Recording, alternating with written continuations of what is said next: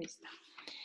Sabemos que la hemofilia es una enfermedad congénita, es decir, que el paciente va a nacer con ella, y esto es debido a un trastorno congénito, un trastorno genético, va a ser ligado a X, es una herencia ligada a X, y la afectación está sobre todo en la hemostasia secundaria. Cuando un paciente presenta una lesión, como en la imagen del lado derecho, en la parte superior, actúa siempre diferentes mecanismos de coagulación, y el primero que va a actuar es la vasoconstricción. El vaso disminuye su calibre con la intención de cerrarse, se forma un tapón plaquetario. Este tapón plaquetario es parte de la hemostasia primaria, y posteriormente se van a activar estas proteínas de la coagulación que se encuentran en el plasma para formar ese tapón secundario, y es el que le va a dar la fuerza y ese cierre con la idea ya de cicatrización de esa lesión en el vaso sanguíneo.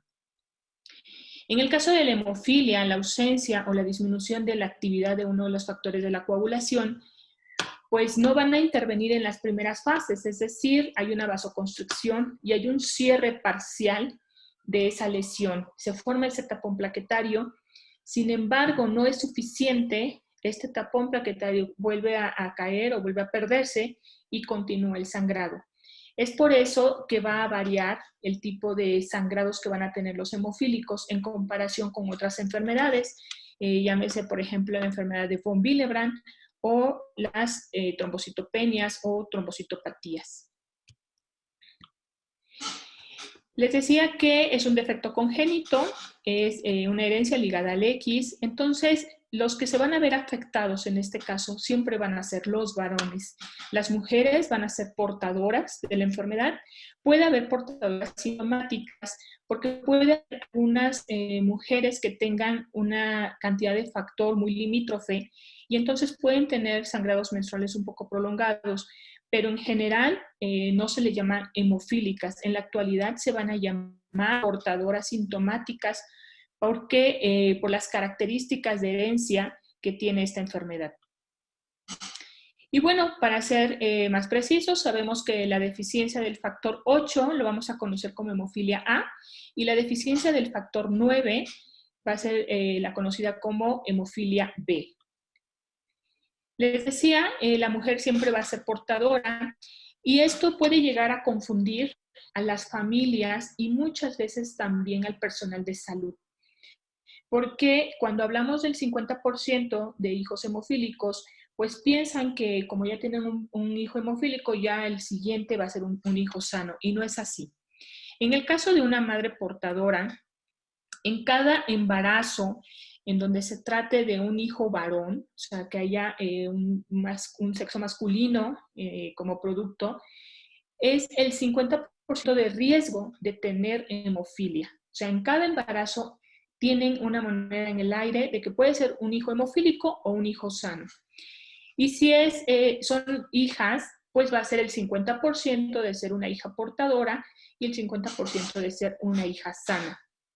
Cuando se trata de que el padre es hemofílico, todos los varones van a ser sanos y todas las hijas van a ser portadoras. Esto quiere decir que idealmente, si nosotros pudiéramos escoger el sexo de los hijos, en el caso de un matrimonio donde hay un padre hemofílico, lo ideal es que estuvieran solo hijos varones. En la actualidad, pues a lo mejor sí se puede escoger, sobre todo por estas medicina reproductiva, pero realmente, pues en otras poblaciones no es tan fácil. Y tomemos en consideración que nuestra población, pues a veces son embarazos que no fueron planeados, son embarazos espontáneos, y entonces no es fácil escoger el sexo. Esto, desafortunadamente, siempre decimos que hay pues cierta suerte entre los hemofílicos, y que la mayoría de los hemofílicos tienen hijas, se llenan de hijas en lugar de tener hijos varones. Y las madres portadoras tienen más hijos que hijas.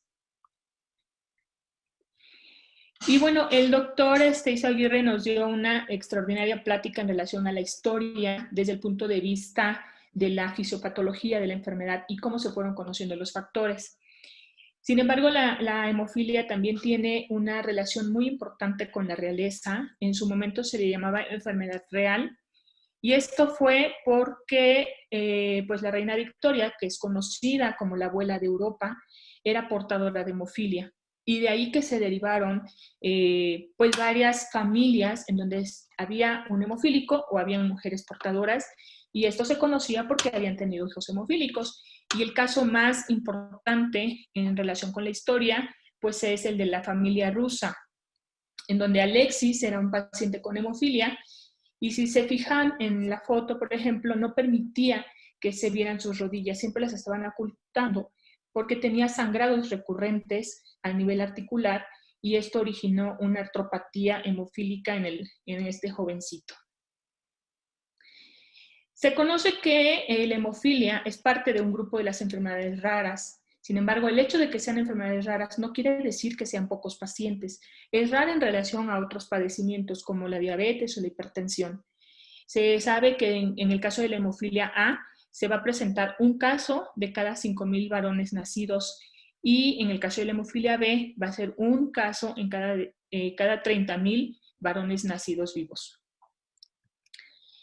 De acuerdo a esta incidencia, pues se tiene aproximadamente el conocimiento de que en el mundo debe haber alrededor de 1.125.000 hemofílicos. Y de esto, por lo menos una tercera parte son pacientes con hemofilia severa.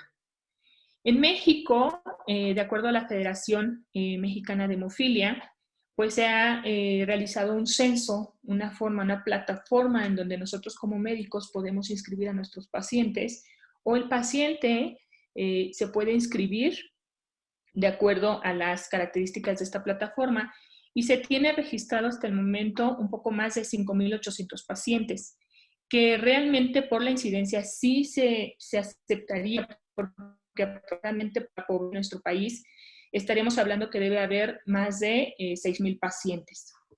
Sabemos también que el 85% de estos pacientes o de los hemofílicos es la hemofilia A, es la más frecuente, y aproximadamente entre el 10 y el 15% de estos pacientes van a ser hemofílicos B.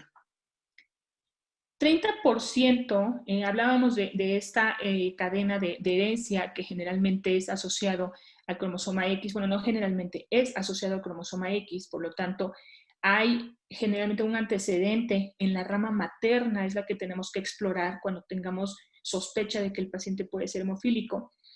Les decía, sin embargo, el 30% de estos van a ser mutaciones de novo.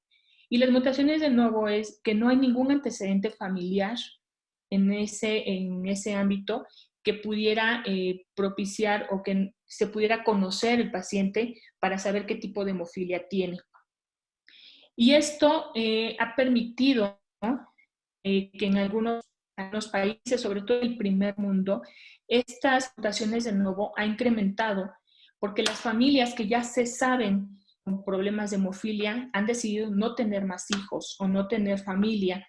Entonces, estas mutaciones de nuevo parecería que estuvieran creciendo. En realidad no están creciendo, sino como las familias conocidas por hemofilia han dejado de tener hijos, pues las familias de nuevo son las que parecería que estuvieran aumentando. En realidad se están emparejando más o menos en un 50-50%.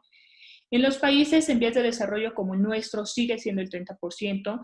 Las familias, aún sabiendo que tienen el riesgo de que en cada embarazo pueden tener un hijo hemofílico, siguen teniendo bebés. Y desafortunadamente nosotros no podemos decir no tengan más hijos. Es una sugerencia que se hace, y por eso es la importancia de la atención multidisciplinaria en donde participe el genetista y de manera más amplia pueda exponer los riesgos que tienen como familia al tener más hijos.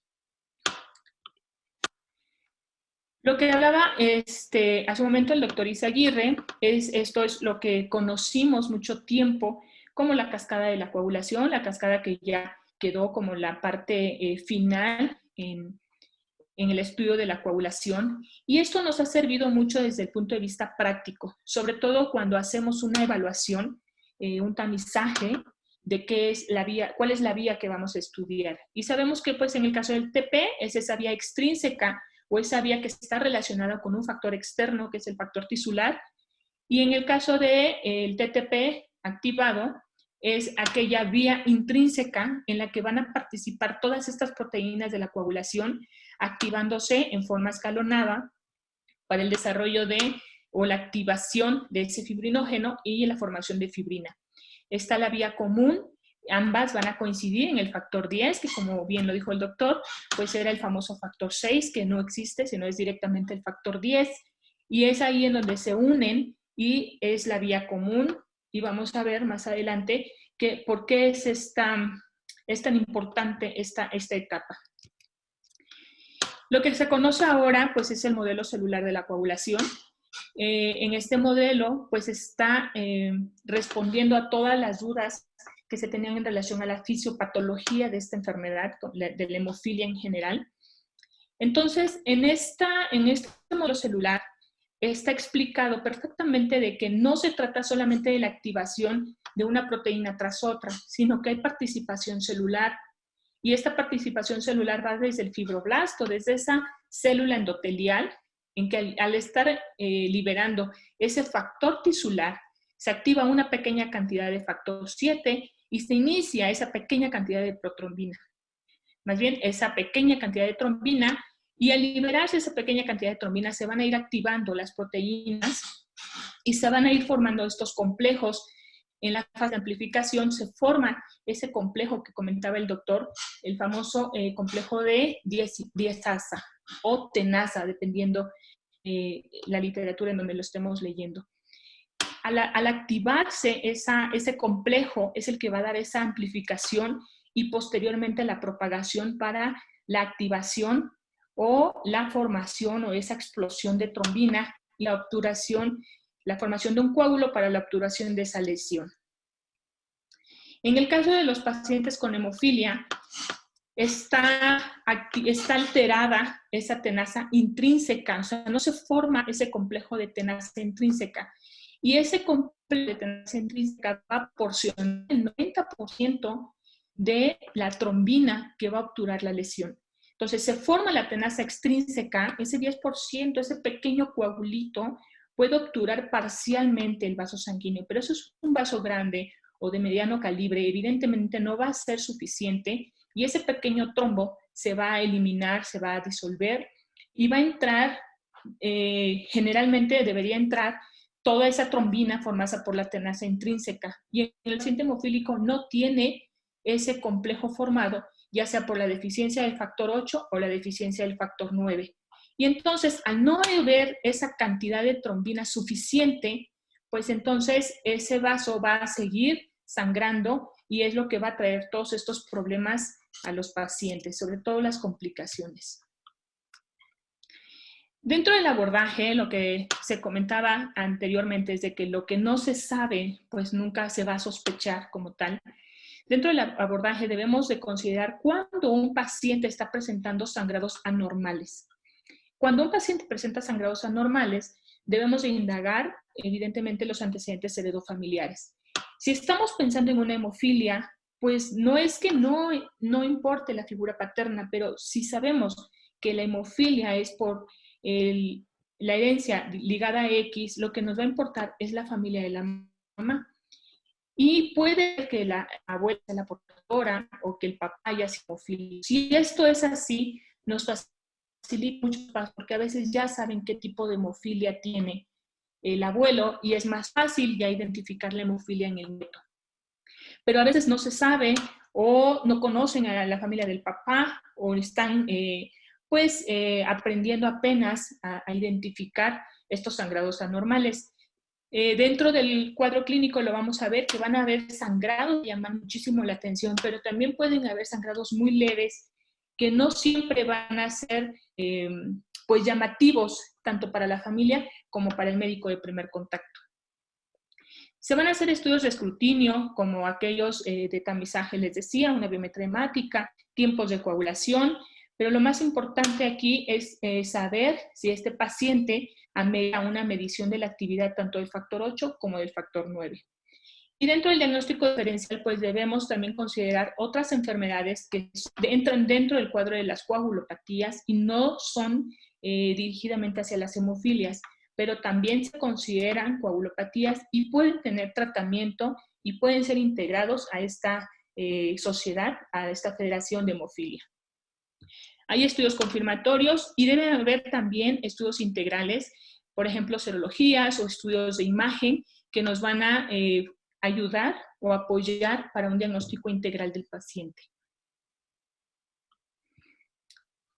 Bien, ¿cómo saber diferenciar entre aquellas enfermedades en las que hay una alteración plaquetaria y hay un trastorno de la coagulación? Debemos conocer de que no todas las enfermedades purpúricas nos van a dar las plaquetas bajas. Hay algunas enfermedades plaquetarias en las que las plaquetas pueden estar totalmente normales y tienen sangrado plaquetario. Y ahí tendríamos que irnos directamente hacia otro tipo de abordaje. Dentro del estudio de un paciente con trastornos de la coagulación, pues no se ven petequias habitualmente, los puntos rojos no se ven. Ellos generalmente forman equimosis o hematomas, que hay una diferencia. La equimosis solamente es una lesión superficial y el hematoma ya es un acúmulo de sangre por debajo de la piel, es decir, ya se siente tumor.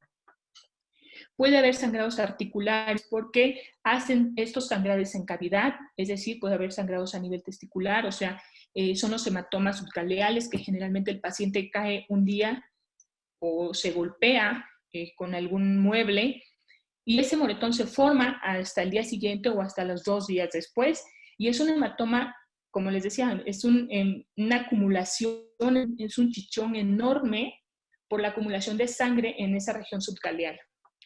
El sangrado retardado es más compatible con un trastorno de la coagulación que con una enfermedad plaquetaria. En la enfermedad plaquetaria siempre el sangrado va a ser inmediato. Es poco común los sangrados por abrasiones o lesiones por raspón. Generalmente ahí se van a formar hematomas y es muy común que haya herencia familiar. Es decir, la mamá puede tener trastornos también en el periodo menstrual o hay algo familiar que va a ser varón con trastornos en la coagulación, es decir, con historia de sangrados anormales. Bueno, y los sangrados en general, por ejemplo, cuando se habla de la epistaxis, muchas veces van a llegar a la consulta el paciente que tiene el sangrado nasal. Y un sangrado nasal puede no ser normal. El paciente que sangra diario, pero que sangra dentro de 2 minutos o dentro de los 5 minutos, puede ser un sangrado asociado a una rinitis alérgica, no necesariamente a un trastorno de la coagulación. Sin embargo, hay pacientes que sangran de manera recurrente y lo hacen con un periodo mayor de esos 5 minutos, es decir, sangran 15, 20 minutos, se detiene el sangrado y posteriormente se reanuda. Esos pacientes son compatibles totalmente con una probable hemofilia. Las equimosis, hay equimosis que pueden ser normales, sobre todo en los varones que juegan fútbol o que se suben a la bicicleta, que están corriendo, que tienen alguna actividad física más intensa, pueden tener moretones. Sin embargo, hay moretones totalmente fuera de lo normal y esto hay que tomarlo en las medidas. Hay moretones muy grandes o que hay moretones fuera de los lugares comunes, por decirlo así, la cara, tórax, abdomen, y son muy grandes, o sea, mayores de 10 centímetros a veces, o formación como tal de hematomas, es decir, con acúmulo o tumor por debajo de ellos, y sobre todo el sangrado articular. Las lesiones, estas lesiones características que se detiene el sangrado y reanuda, esto nos está hablando totalmente de una alteración en la coagulación. Por ejemplo, cuando van al dentista y forman este tipo de trombos, como en la foto superior, ese tipo de trombos no es normal en un paciente sano. En un paciente sano, una vez que van al dentista, el dentista limpia y se ve una encía totalmente rosada. Estos hematomas o este tipo de coágulos nos está hablando de una alteración en la coagulación. La formación de hematomas posterior a una punción o a un golpe fuera de lo normal nos está comentando, está totalmente disecando ya el hematoma, debe de hacer, pues, de llamar la atención, debe de levantar una alarma, tanto en el familiar como en el médico, para estudiarlo como un paciente con coagulopatía. Les decía, los moretones pues están fuera de lo normal, o sea, hay moretones, sobre todo en el paciente que está gateando, el lactante que está aprendiendo a caminar. A veces se forman en el glúteo porque el paciente cae y sobre todo el sangrado articular. Unas rodillas con estas características lo que nos están traduciendo es que ha estado con sangrados y está sangrando de manera recurrente, que ya hay una artropatía totalmente grave en este tipo de pacientes. Bien. Entonces, les decía, ¿qué estudios vamos a solicitar? Pues generalmente pide la biometría hemática completa. Son pacientes que van a estar con sangrado, entonces habitualmente ya tienen una anemia por deficiencia de hierro. El tamizaje debe de incluir los tiempos de coagulación, un tiempo de sangrado, una retracción de coágulo para evaluar la alteración plaquetaria si estamos pensando en una enfermedad de von Willebrand. La determinación de los factores es la que va a hacer el estudio pues de elección para el diagnóstico de la hemofilia. Si el paciente ya se sabe con antecedentes de hemofilia, muchas veces les decía, ya saben que es un paciente que tiene antecedentes de hemofilia A, pues vamos a medir directamente el factor 8 de hemofilia B, directamente el factor 9. Si no sabemos, podemos medir los dos, o sabemos que es más frecuente la hemofilia A, tomamos primero la muestra del factor 8 y posteriormente medimos el factor 9. Si ese paciente no tiene antecedentes y resulta que tiene una deficiencia en la actividad del factor 8, es importante medir los niveles del factor de von Willebrand, porque aquí se puede confundir. El factor de von Willebrand es una proteína grande que va a proteger al factor 8 de la lisis a nivel plasmático, es decir, el factor 8 es sumamente delicado y que puede ser destruido por enzimas plasmáticas. Y para que esto no suceda, el factor de von Willebrand es el protector y va a ser quien lo va a envolver, lo va a proteger de esa destrucción. Entonces, en aquellos pacientes que tienen una enfermedad de von Willebrand tipo 3, en la que los niveles de von Willebrand son sumamente bajos, hay también destrucción del factor 8. Puede hundir una hemofilia A con una enfermedad de von Willebrand tipo 3. Por eso hacemos el diagnóstico diferencial en estos casos. Y la vamos a clasificar de acuerdo a la severidad, de acuerdo a los niveles de la actividad de esa proteína, del factor, ya sea el factor 8 o el factor 9. Y esto nos va a dar una severidad. Si el paciente tiene una actividad entre el 5 y el 40%, se va a considerar una hemofilia leve. Si tiene entre el 1 y el 5%, la consideramos moderada. Y si el paciente tiene menos del 1%, se va a considerar severa. Generalmente en el paciente pediátrico es el paciente severo y el moderado los que se van a diagnosticar a esta edad. ¿Por qué? Porque tienen mayores niveles o mayor actividad, mayor sangrado que un paciente con hemofilia leve. El paciente con hemofilia leve generalmente se diagnostica en la etapa de la adolescencia o ya en la etapa del adulto. ¿Por qué? Porque lo van a operar, le toman sus tiempos de coagulación y es ahí en donde se reporta un TTPA ligeramente prolongado. Y al medir los niveles, pues puede tener un 30%, un 25%, puede haber tenido una vida totalmente normal, o sea, sin datos de sangrado, y tener una hemofilia leve. Y esto está muy relacionado muchas veces con los tiempos de coagulación. Los tiempos de coagulación hasta en un 5% de pacientes moderados pueden reportarse como normales y el paciente tener datos de sangrado. Y si es así, es necesario repetirlos o irnos directamente a la medición de los factores de coagulación. Lo que más nos preocupa en un paciente con hemofilia es la artropatía. ¿Por qué? Porque lo que les comentaba, el tipo de sangrado de estos pacientes es un sangrado a nivel de cavidades, a nivel subtisular, es decir, por debajo de la piel, en donde están esos pequeños y medianos vasos, y sobre todo a nivel articular. Y es muy característico el sangrado, sobre todo de las 6 articulaciones más comunes, que son codos, rodillas y tobillos. Pueden sangrar otras como hombros, caderas, pero las más comunes siempre van a ser codos, rodillas y tobillos. Y dentro de esto se conoce toda la fisiopatología de la artropatía hemofílica.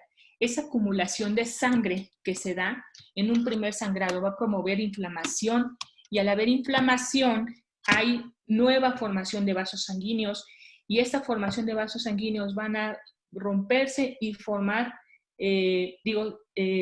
generar nuevos sangrados, este nuevo sangrado, una inflamación, y este círculo vicioso es el que nos va a romper toda la estructura y la normalidad de una articulación. Hay un daño ahí a nivel tisular, hay un daño a nivel de la sinovia del paciente, y entonces empieza a haber limitación de la función y pérdida de los movimientos de esa articulación. A eso le vamos a llamar artropatía hemofílica, y hay diferentes grados de esta artropatía. Desafortunadamente, esa artropatía va a causar discapacidad, y es lo que nosotros buscamos, que se interrumpa, que no haya esa discapacidad y que el paciente pueda llevar una vida lo más compatible con la normalidad. Hay algunas diferencias entre hemofilia A y B. En general, aparte de la incidencia, las mutaciones que se van a presentar entre una y otra, las mutaciones de la hemofilia A pues son más conocidas, es una hemofilia más común, entonces ha permitido que la cantidad de pacientes se puedan estudiar y se conozcan mayor cantidad de mutaciones. Es más frecuente, les decía, y bueno, una de las características a nivel clínico es el sangrado.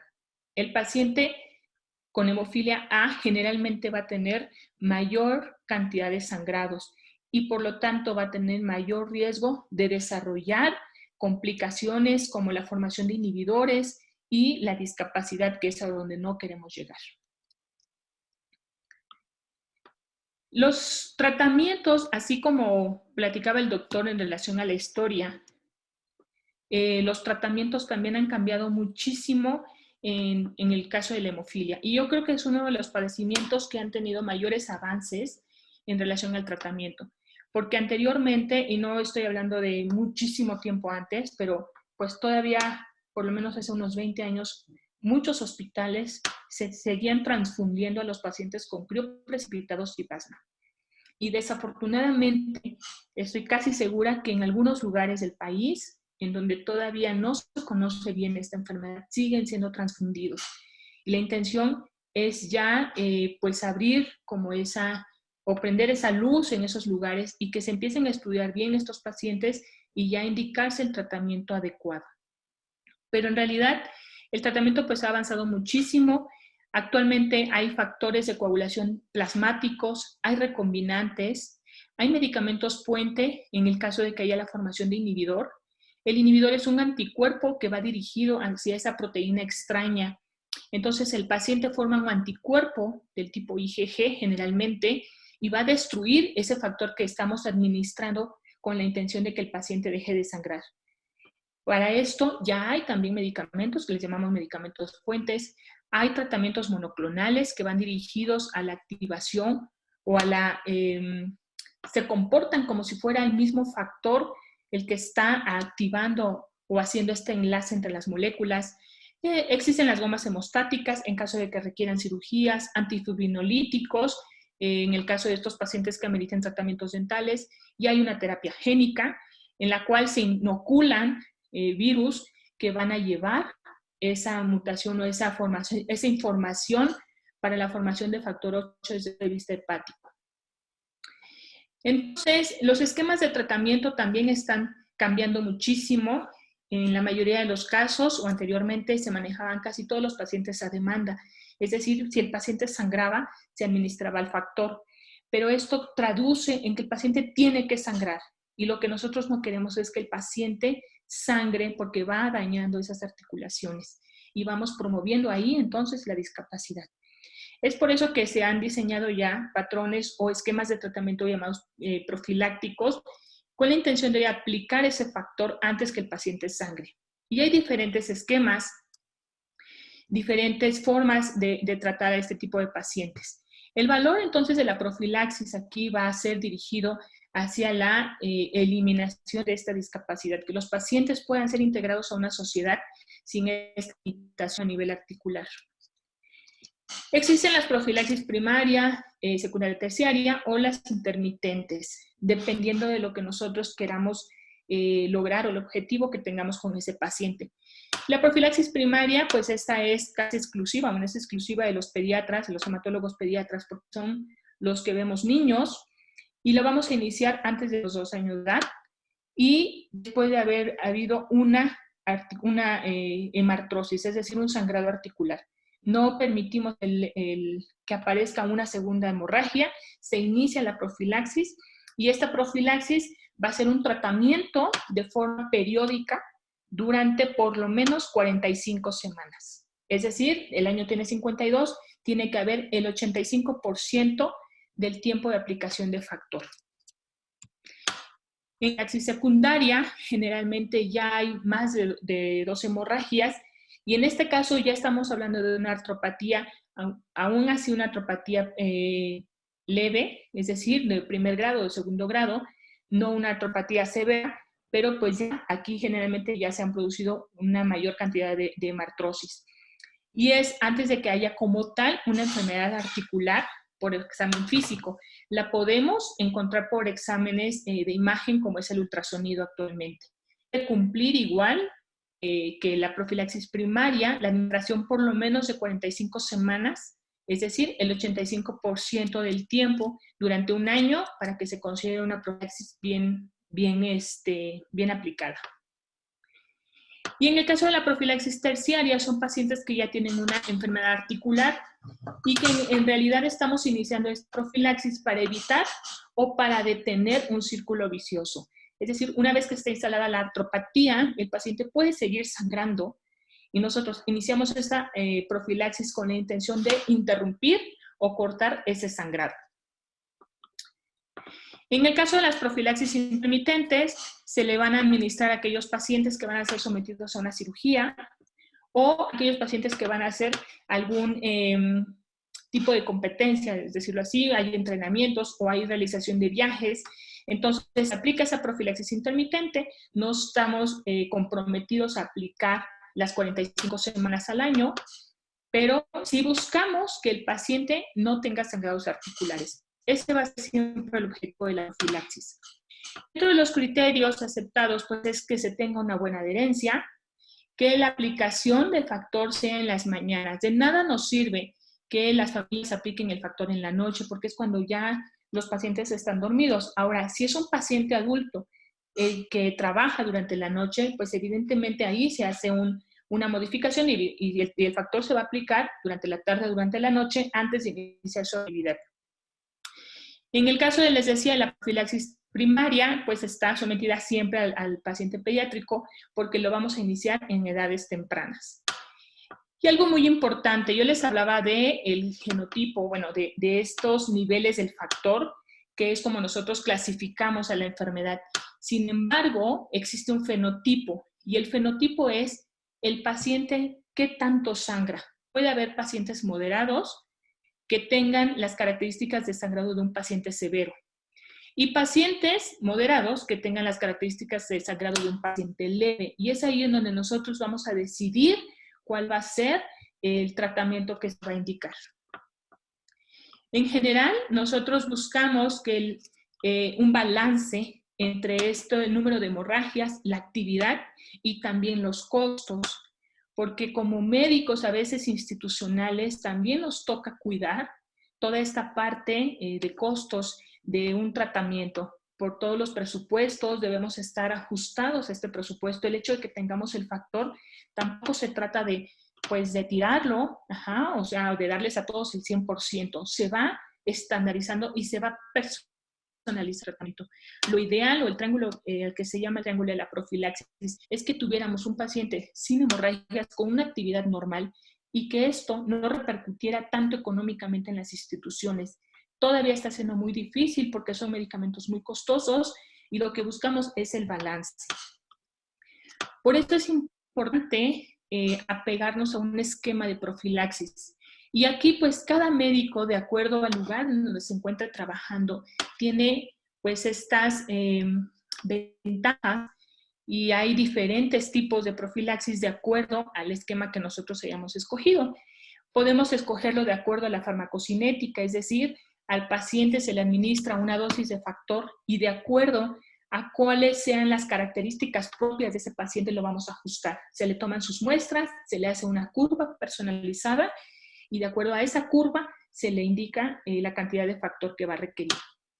Lo hacemos de acuerdo al patrón de actividad física, es decir, si el paciente es un entrenador, o más bien está llevando un entrenamiento que es un nadador o va a tener una competencia o está inscrito en algún esquema, por ejemplo, de maratón o Ironman o estas cosas, se le va a incrementar la dosis de factor de acuerdo a esa cantidad de actividad física que se tenga. Y el fenotipo, que es al que la mayoría de los médicos aquí en México nos apegamos. Si el paciente tiene un fenotipo hemorrágico, pues tiene una profilaxis temprana, una profilaxis secundaria y una mayor cantidad de días para su aplicación. Si el paciente tiene un fenotipo hemorrágico bajo, no se tiene tanto factor, es decir, podemos administrarlo una vez o veces por semana, sin importar aquí los niveles de factor que tengan, es decir, no nos importa si es un hemofílico severo o un hemofílico moderado. Los beneficios como tal de la profilaxis, pues es que se disminuya la frecuencia de las hemorragias. Y esto siempre, siempre va a ser un poco controvertido con las partes administrativas, porque da una percepción de que el paciente está gastando más medicamento del que ocupa. Pero generalmente un paciente que no llega a urgencias no es porque no esté sangrando, sino porque está incontrolado. Entonces, esta parte de la profilaxis siempre nos va a dar a nosotros como hematólogos pediatras como ese patrón o ese bastón, esa batuta para decir hay que mejorar la calidad de vida. El hecho de que no vengan no es que esté sangrando, o sea, es porque hay menos visitas porque está bien controlado. Hay mayor actividad física y por lo tanto son pacientes que se pueden integrar más rápidamente a una sociedad. Dentro de las nuevas terapias, como decía el doctor Izaguirre, pues también se ha dado un paso agigantado. Ya hay factores de vida media prolongada, es decir, ya no necesitamos administrarlo 2 o 3 veces por semana, sino a veces una vez por semana o una vez cada 15 días. Hay moléculas muy novedosas como el emicizumab, que actualmente ya se ha incluido dentro de las guías de tratamiento.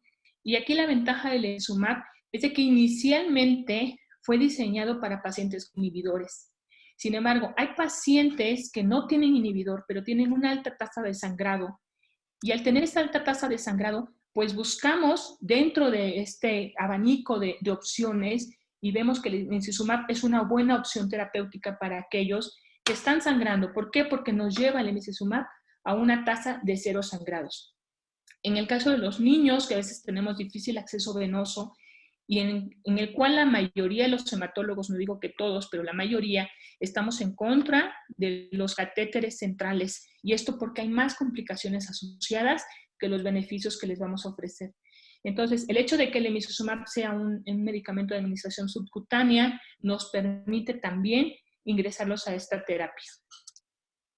Y la terapia génica, que bueno, aquí en México como tal, me parece ser que no hay, hasta ahorita, al menos, o por lo menos hasta ahora, no hay un centro donde se estén diseñando, pero ya hay en América Latina, en el caso de Brasil, se aplica esta terapia génica y pues con muy buenos resultados. Hay que considerar que un paciente que nace hemofílico muere hemofílico. Aquí no hay trasplante de médula ósea que nos pueda ayudar. Entonces, esta parte puede ser controversial porque dicen es una enfermedad de la sangre, la médula ósea pues cura la mayoría de las enfermedades de la sangre, pero en este caso no es así. El paciente con hemofilia muere con hemofilia. No quiere decir que muera de sangrados. En la actualidad esto ha cambiado mucho y bueno, la intención es que la calidad de vida de estos pacientes sea buena independientemente de la etapa de la vida en la cual se encuentren. Les decía que los cambios de morbimortalidad han cambiado muchísimo. Anteriormente, pues como decía el doctor, todos morían de hemorragias, todos morían de sangrados. Siguen muriendo de sangrados, eso desafortunadamente no se ha podido evitar. Los pacientes siguen muriendo por sangrados intracraneanos o por algunas otras complicaciones asociadas a su enfermedad de base. Sin embargo, el hecho de estas terapias, ya pues las causas de muerte han ido variando. Muchos pacientes fueron infectados en los 80s por el VIH Entonces estamos viendo complicaciones asociadas al VIH, a la hepatitis C, hepatocarcinomas secundarias a esta hepatitis C. Hay pacientes adultos con todas las enfermedades propias del paciente adulto, como la hipertensión, la enfermedad cerebrovascular, los infartos, la diabetes y esas complicaciones asociadas. Es decir, ya la hemofilia ya no es como tal un factor importante actualmente para la muerte. Sigue siendo la base y la forma que nosotros buscamos evitar con la profilaxis. Pero ya en los sangrados, la muerte por sangrado ha disminuido muchísimo en comparación con otros años. Y bueno, dentro de las complicaciones, les decía, pues si el paciente es transfundido, no tengo la seguridad, pero tengo una alta sospecha de que siguen siendo transfundidos. Si los pacientes siguen siendo transfundidos, tienen un alto riesgo de contraer infecciones asociadas a esa transfusión, ya sea el VIH o algunas otras enfermedades como la hepatitis, sobre todo hepatitis B, hepatitis C. La formación de inhibidores, les decía, la formación de anticuerpos en contra de la proteína que se está administrando, sea el factor 8 o el factor 9. Y una de las más pues limitantes en relación a ellos y más costosas para nuestras instituciones es la artropatía hemofílica, porque pues esto va a generar discapacidad en el paciente. Lo que nosotros como médicos hematólogos, como federación, como equipo de trabajo, siempre vamos a buscar disminuir esas complicaciones. Un paciente que se encuentra íntegro, que se encuentra con articulaciones funcionando, puede ser integrado a una población económicamente productiva. El paciente con artropatía va a ser siempre una carga para la sociedad. ¿Qué pasa con los pacientes que van a llegar a urgencias? Muchas veces los pacientes hemofílicos que ya se conocen con ese diagnóstico, ya saben, conocen la enfermedad porque nos encargamos de orientarlos, nos encargamos de explicarles de qué se trata, los capacitamos para la administración de factor, entonces llegan directamente a urgencias cuando tienen ciertas características y eso nos ha limitado mucho a veces el acceso porque el médico o el personal de salud que está en un servicio de urgencias no conoce tanto la hemofilia del mismo paciente. Entonces, un paciente puede llegar con un antecedente de trauma intracraneano, es decir, se cayó de la cama o chocaron en el auto y a lo mejor no está sangrando en ese momento, pero tiene un alto riesgo de sangrado. Y lo que siempre les decimos es administrar el factor. Es importante administrar el factor si el paciente tuvo un trauma intracraneano y si pueden, si quieren, si tienen la forma de hacer una tomografía, se hace. Pero lo más importante siempre va a ser administrar el factor. De nada nos sirve que estén esperando la realización de una tomografía porque el paciente se muere en el servicio de urgencias esperando la tomografía, cuando lo que necesita es el factor. Otra característica es que ese paciente tiene factor en casa, ya le pusieron el factor y sigue sangrando. Entonces puede ser un paciente que ya tenga un inhibidor. O está sangrando y no tiene factor en casa. O está sangrando y no puede canalizarlo la mamá porque ya se puso nerviosa. O no se puede canalizar el paciente porque pues ya tiene una artropatía que lo limita a canalizarse y no hay quien lo haga. Entonces son los motivos por los cuales pueden acudir a un servicio de urgencias. Y este es el presente, son pacientes sanos, son pacientes que se entrenan, que hacen natación, que hacen competencias y que buscamos siempre, siempre que tengan una salud mental y una salud articular lo más íntegra posible. Hay deficiencias todavía, pues necesitamos seguir creciendo como centros de atención en el caso de la hemofilia, necesitamos que se conozca este padecimiento para que haya un diagnóstico temprano y haya un tratamiento adecuado lo más rápidamente posible. Y bueno, las limitantes siempre van a ser los costos, la parte quirúrgica, que hay pocos centros en la atención integral, hay pocos centros que hacen cirugía cuando se requiere. Lo que estamos fomentando es que estos centros vayan capacitando a otros y podamos ofrecer esta atención en todo el país. Creo que esta es la última. Así es, no sé si tengan alguna duda.